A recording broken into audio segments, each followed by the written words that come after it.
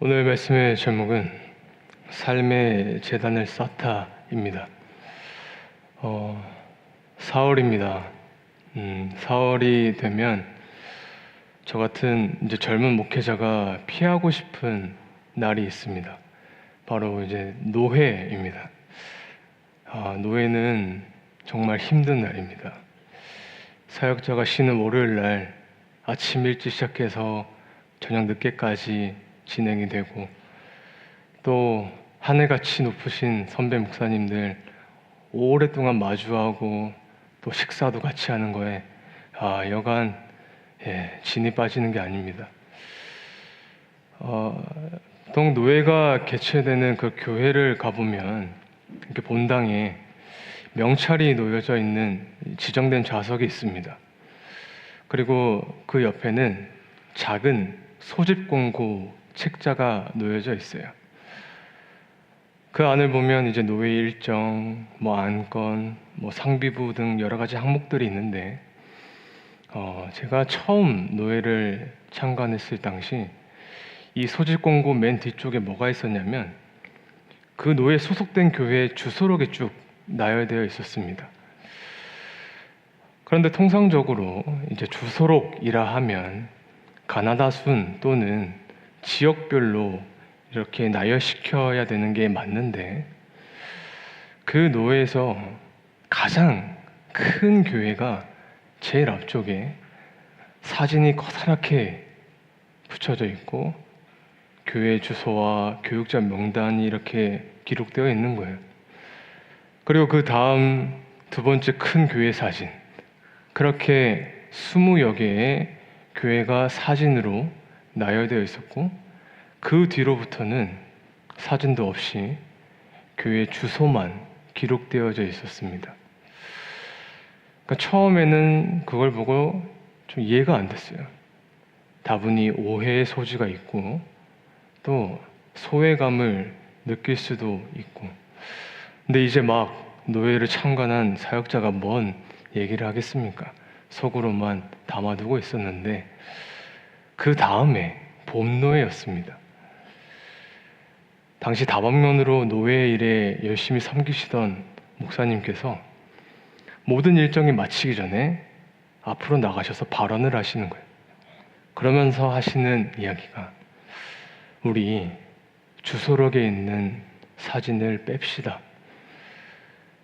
교회가 건물로서 그 위상이 드러내면 안 될 것 같습니다. 사람이 많이 모이는 교회든 10명, 20명 모이는 교회든 도심 속에 있든 시골에 있든 우리 노회 교회는 하나님을 예배하고 이웃을 섬기는 교회로 기록되어야지 보이는 것으로 평가되어서는 안 될 것 같습니다.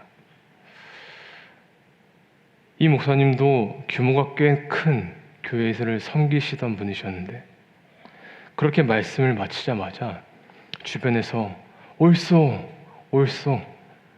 해주시는 거예요.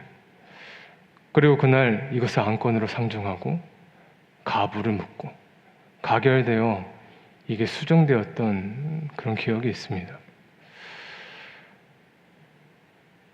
여러분, 예수님이 이 땅에 교회를 세우시면서 교회는 하나님을 예배하는 공동체로 정의하셨습니다.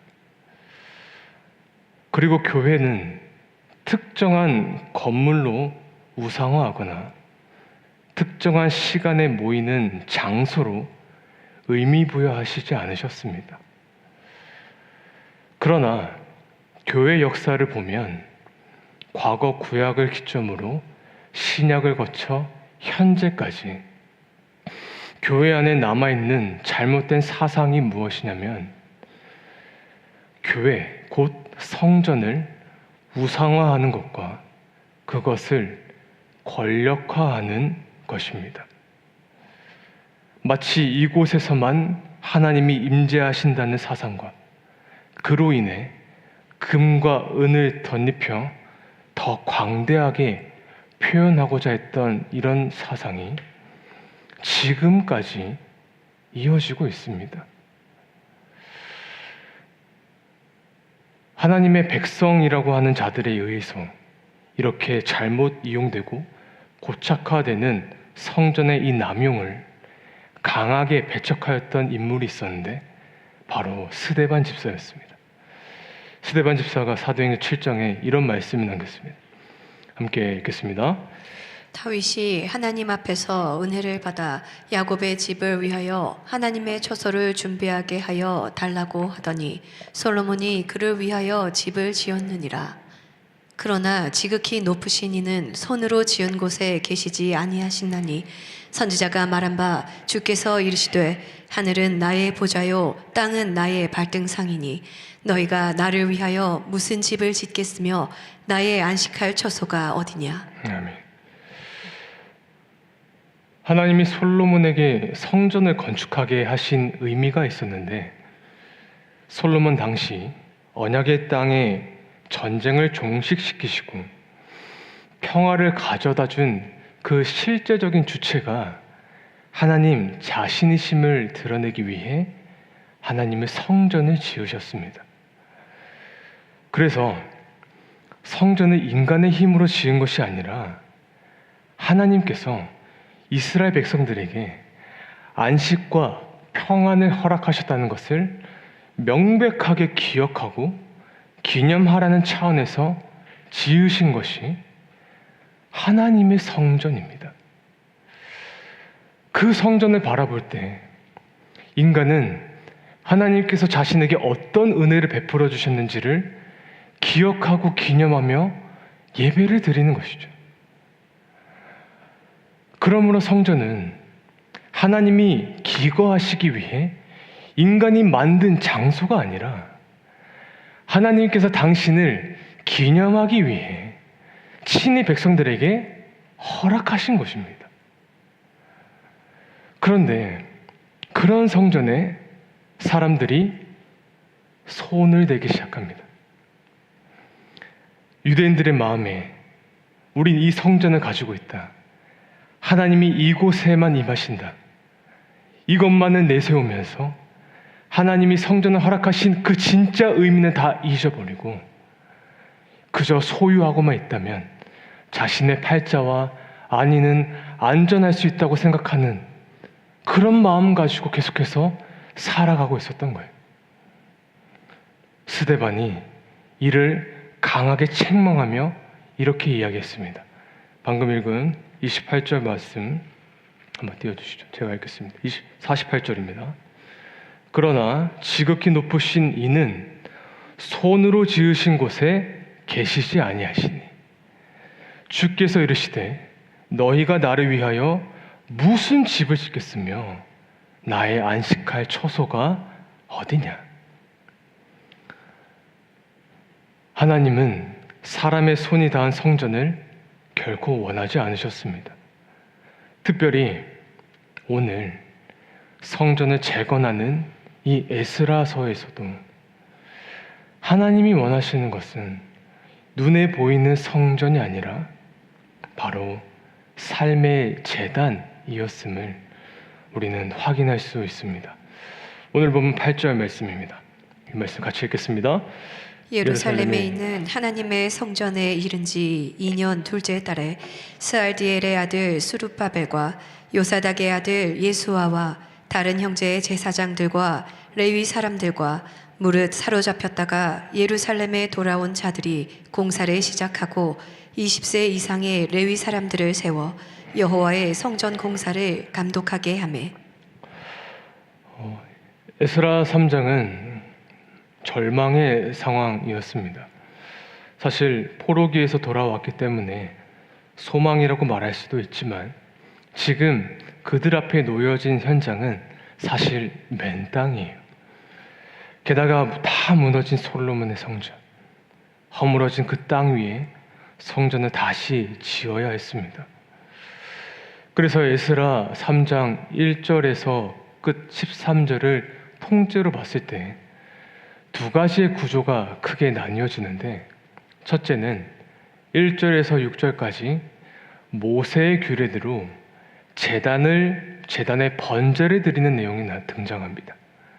그리고 이어서 7절부터 13절까지는 다윗의 규례대로 성전을 짓는 내용이 등장합니다. 그런데 여러분, 여기서 순서가 굉장히 중요합니다. 그러니까 지금 성전을 짓는 것보다 뭐가 먼저 나오고 있냐면 제단이 나오고 있어요. 이게 무슨 말이냐면 성전이 없어도 제단을 쌓을 수 있다는 말입니다.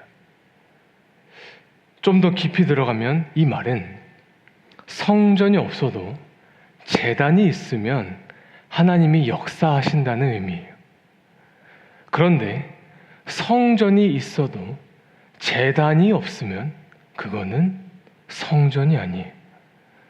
그래서 제단이 가장 먼저 나오게 된 것이에요.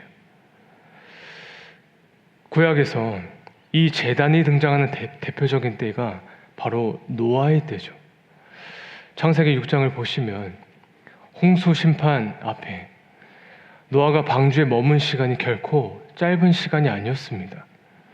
40일 동안 비가 쏟아지고 150일 동안 물이 차 있고 70일 동안 물이 빠지고 그 물이 땅이 마른 데까지 그 시간을 계산해 보면 약 370일, 1년이 넘는 기간까지 방주에 있었던 거예요.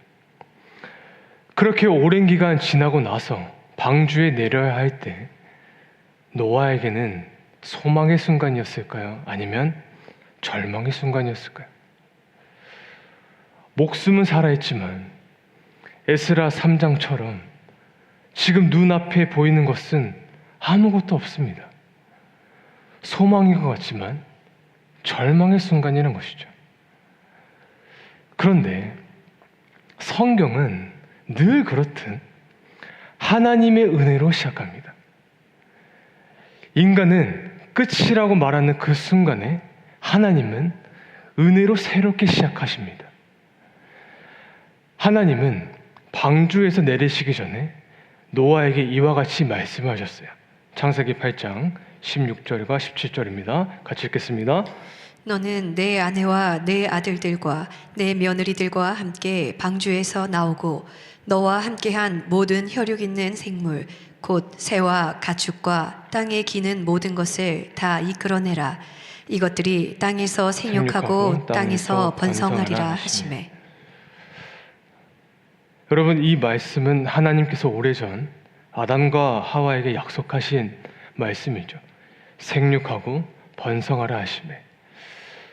근데 지금 하나님은 이 생육하고 번성하라는 이 언약을 노아에게 갱신하셔서 새로운 언약을 말씀하고 계신 거예요. 생육하고 번성하라. 인간에게 가장 큰 축복을 지금 그가 땅을 밟기 전 방주 안에서 이미 허락하신 것입니다. 그러니까 하나님은 뒤에서 멀찌감치 서서 우리의 절망에 빠뜨리시는 분이 아니라는 거예요. 항상 우리의 삶을 앞서가세요. 어떤 순간에도 은혜가 앞서고 그분의 인도하심이 우리를 앞서가세요. 눈에 보이는 것을 노아는 그 앞서가신 하나님의 은혜를 믿었기에 아무것도 없는 그 광야에 발을 딛자마자 가장 먼저 무엇을 하기 시작했냐면 제단을 쌓기 시작했습니다. 창세기 8장 20절입니다. 같이 읽겠습니다. 노아가 여호와께 제단을 쌓고 모든 정결한 짐승과 모든 정결한 새 중에서 제물을 취하여 번제로 제단에 드렸더니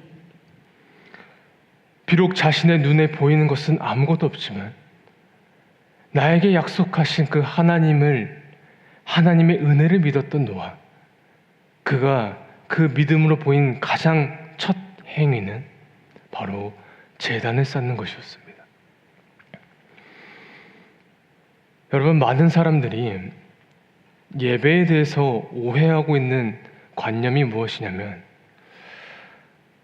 내가 예배를 드림으로써 하나님의 은혜가 우리에게 주어지는 것으로만 생각합니다. 그런데 사실 이렇게만 생각을 하면 뭔가 예배가 은혜를 생산하는 행위로 전락될 수가 있습니다. 여러분, 예배는 은혜를 만들어내는 것이 아닙니다. 여러분의 선한 행실이, 그 기도와 신앙생활이 은혜를 만들어내는 것이 아닙니다. 예배는 하나님의 은혜에 대한 나의 반응이 되어야 됩니다.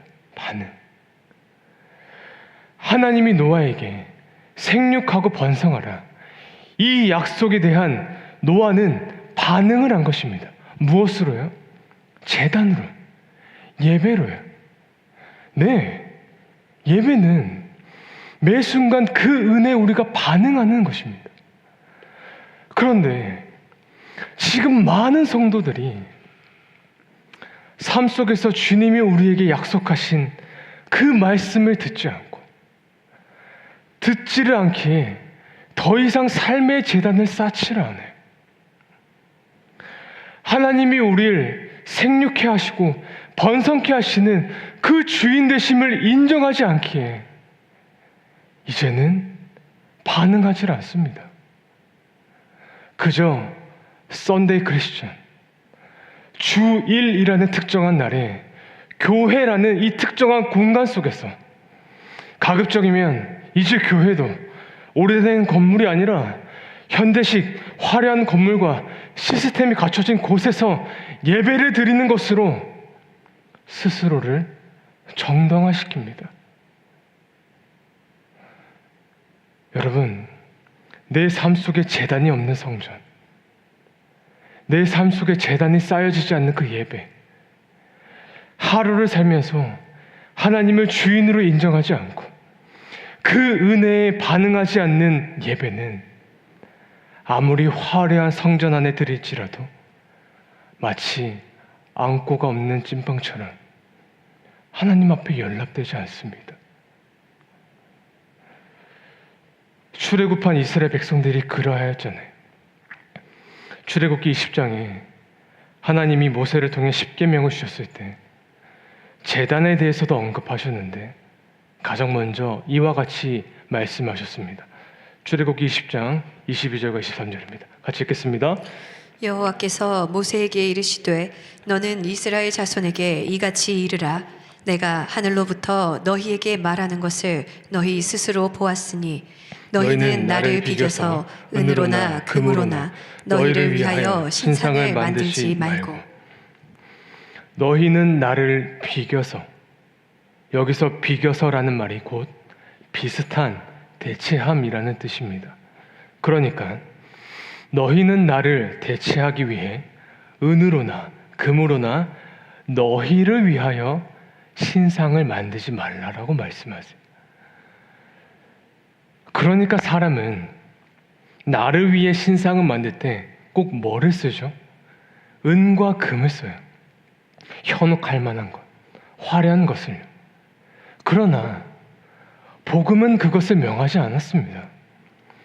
오히려 이어서 24절에 하나님이 제단을 어떻게 말씀하셨냐면 은과 금이 아니라 토단으로 제단을 쌓으라고 하셨어요. 24절입니다. 같이 읽겠습니다. 내게 토단을 쌓고 그 위에 내 양과 소로 내 번제와 화목제를 드리라. 내가 내 이름을 기념하게 하는 모든 곳에서 내게 임하여 복을 주리라.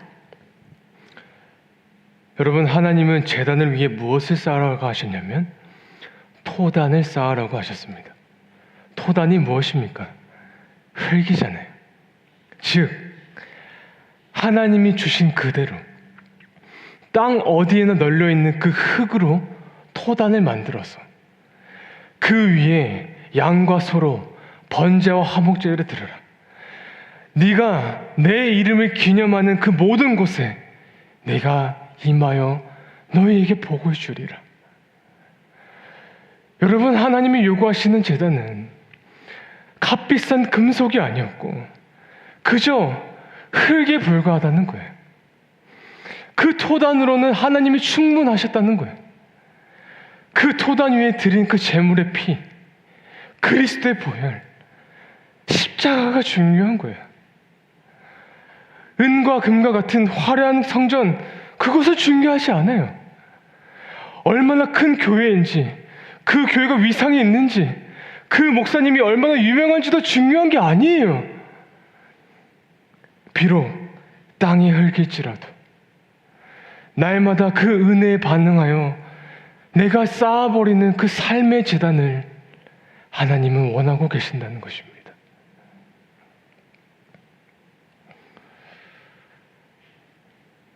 제가 군대에서 이제 병장 진급을 했을 때 이제 대대 안에 이제 군종병이 되었습니다.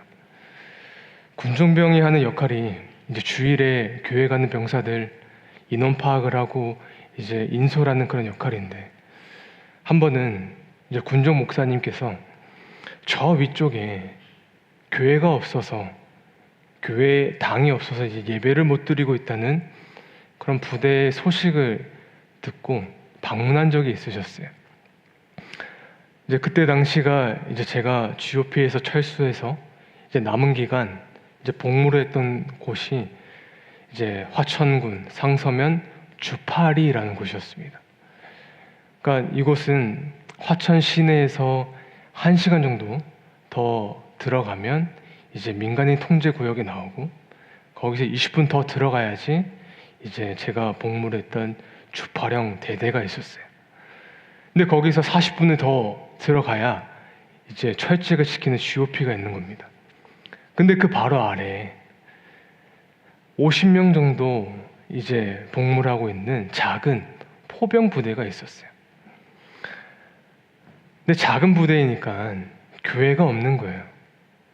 그러다가 이때 연대 군종 목사님이 소식을 듣고 이제 자초지종을 듣게 되었는데, 그 작은 부대 안에서 딱 3명이 주일에 교회 가서 예배는 드리고 싶은데 환경이 되질 않으니까 데려다 줄 수 있는 이동 수단도 없고, 걸어가기에는 거리가 20km나 떨어져 있고, 그래서 결국 못 가고 있었던 거예요.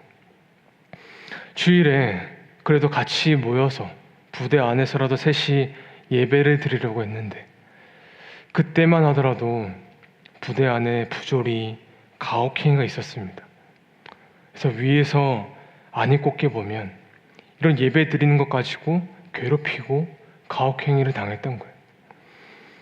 그래서 수개월 동안 예배를 못 드리고 있었습니다. 그런데 이 부대 근처에 10년 전 교회로 쓰던 작은 콘크리트 건물이 있었어요. 목사님이 그 3명에게 말씀하신 거예요. 내가 매주는 못 올라온다. 내가 매주 4번씩 다른 부대에 가서 예배를 인도하기 때문에 못 올라오지만 한 달에 한 번 내가 주일 저녁에는 올라오겠다. 우리 여기서 예배 드리자. 그래서 그렇게 날짜를 정하고 2주 동안 연대 안에 있는 모든 군종병 7명을 데리고 그 폐 건물을 청소를 하기 시작했습니다. 네, 건물의 처음 문을 열어보니까 맨 앞에 작은 나무 강대상이 서 있었고, 긴 장 의자가 4개가 놓여져 있었어요. 그리고 옆에는 다 고장난 피아노가 있었던 거예요. 근데 10년 동안 안 썼으니 곰팡이며 먼지며 각종 곤충들, 곱등이라고 아시나요? 그리고 거미줄 말도 못해요. 근데 문제는 전기가 없었습니다. 그때가 한여름 8월이었는데 전기가 없으니 선풍기도 틀 수가 없고, 그렇게 주일 저녁마다 군종병들이 청소를 하고 이제 첫 예배를 드리게 되었어요. 저녁에 저랑 목사님 그리고 연대 군종병 셋, 그리고 그 부대 안에 셋, 6명이서 예배를 드렸는데, 연대 군종병이 이제 다 튀어나온 건반, 음도 안 맞는 건반을 피아노를 치고, 목사님이 찬양을 인도하시는데 첫 찬양이 예배합니다, 찬양합니다, 주님만 날 다스리소서. 이 찬양을 시작하면서 끝이 날 때까지 그 3명의 병사가 손을 들면서 간절히 예배를 드리는데, 그 한여름 땀을 뻘뻘 흘려가며 그 눈물겹게 예배하는 그 뒷모습을 저는 지금도 잊지를 못합니다. 그렇게 그날부터 매달 한 번씩 예배를 드리기 시작했어요. 목사님이 가시지 못하는 그 주, 그 3명이 같이 모여서 끝까지 예배를 드리고 있었던 거예요. 여러분, 이것이 바로 토단으로 제단을 쌓는 것입니다. 지금은 눈에 보이는 제단에 너무나 관심이 많아요. 건물에 관심이 많아요. 예수님이 중요한데, 복음이 중요한데, 우리 눈과 이 생각을 강하게 부여잡고 있는 이 시스템과 잘못된 전통, 은과 금초라는 유명한 목사, 화려한 건물을 지은 교회, 기적이 나타나는 그 집회를 너무나 추구하고 있어요. 아닙니다. 여러분, 기억하십시오. 다 무너져가는 건물일지라도, 아니 심지어 교회라는 건물이 없을지라도 여러분의 삶의 자리에서 토단을 쌓으시고 그분의 은혜를 간구하며 복음 안에 오롯이 서 있는 그 성도 가운데 하나님 반드시 임재하실 것을 여러분 믿으시기를 축원합니다. 여러분, 이것이 바로 삶의 재단을 쌓는 것입니다. 왜 하나님께서 토단을 원하셨냐면, 우리는 흙으로 지어졌잖아요. 그러므로 너희의 그 인위성을 빼고 하나님이 만드신 그 흙 그대로 나아오라.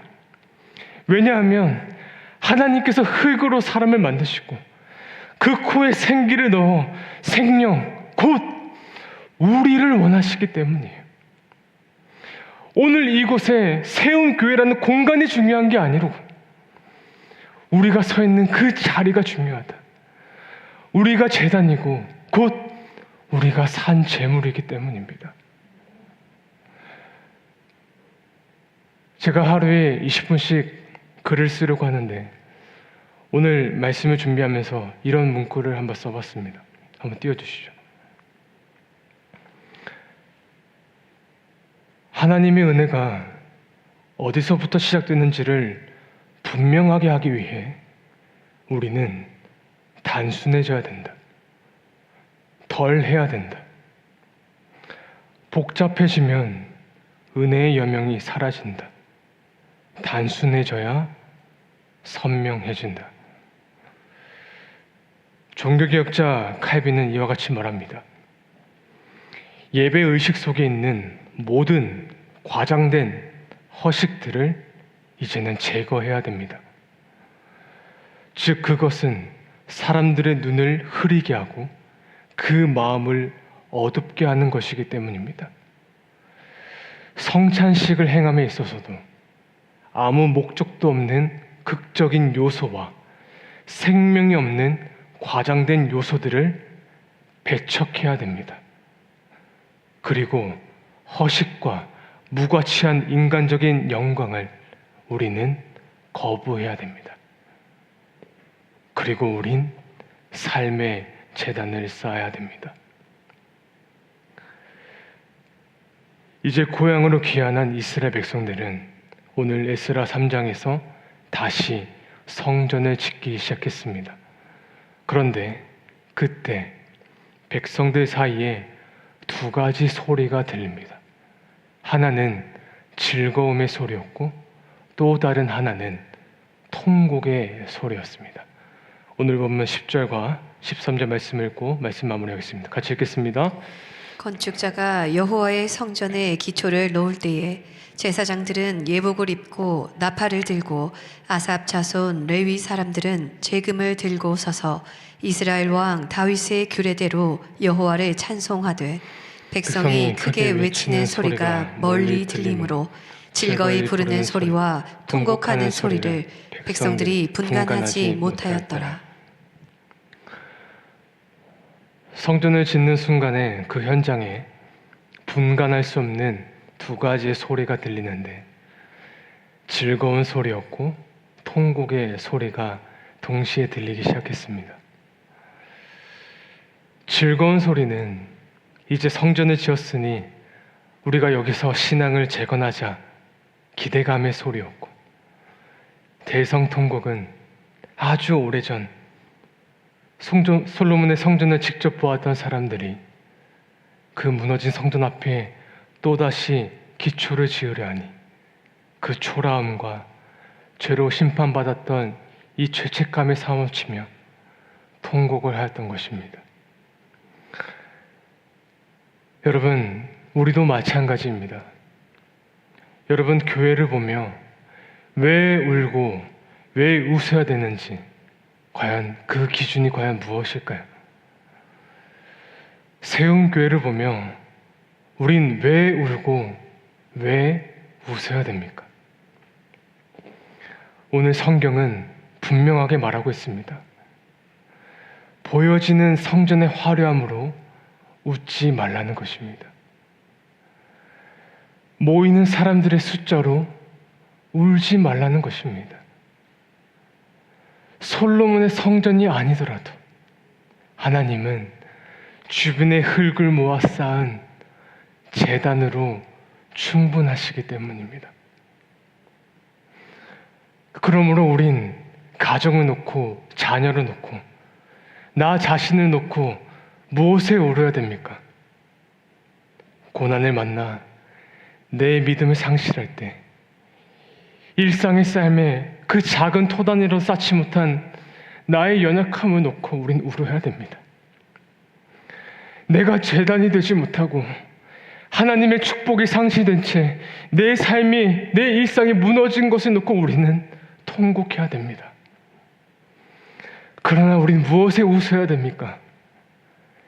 하나님의 살아계심이 경험되어질 때, 그분이 나와 함께 계심이 느껴질 때, 하나님의 하나님 되심이 내 삶에 회복되었을 때, 그것에 우리는 웃으며 삶의 제단을 쌓고 하나님을 예배하는 것입니다.